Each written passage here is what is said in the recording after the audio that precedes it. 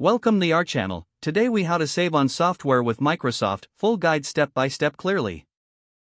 Microsoft offers several options to save on software costs. Begin by visiting Microsoft's official website. Explore the various products available, including Office 365 and Windows licenses. Check for promotions and discounts on the homepage. Next, consider using Microsoft 365 instead of standalone Office applications. Using the subscription model often provides significant savings over purchasing software outright. If you are a student or educator, check for Microsoft's education discounts.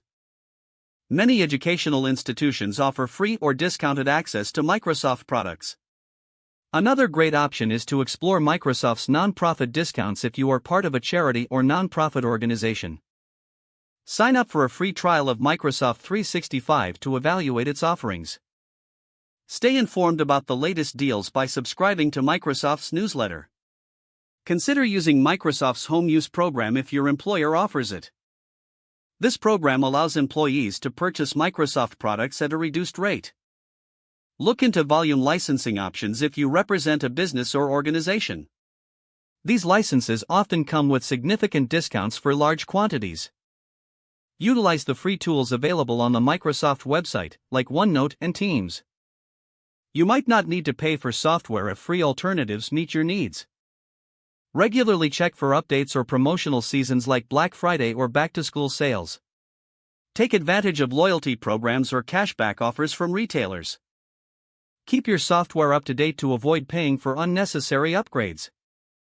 Always read the fine print to ensure you're getting the best possible deal. By following these steps, you can save significantly on Microsoft software costs. Evaluate your usage and needs regularly to ensure you're making the most cost-effective choices. If the page does not load, refresh the browser or try again in a private or incognito window. Make sure you are using the correct email address, then retype it carefully to avoid small typos. If your password is not accepted, use the reset option and create a new strong password you can remember. Check your spam folder for Enable two-factor authentication if available to improve account security and reduce unauthorized access risk. Don't forget to like this video and subscribe to our channel for more step-by-step tech guides.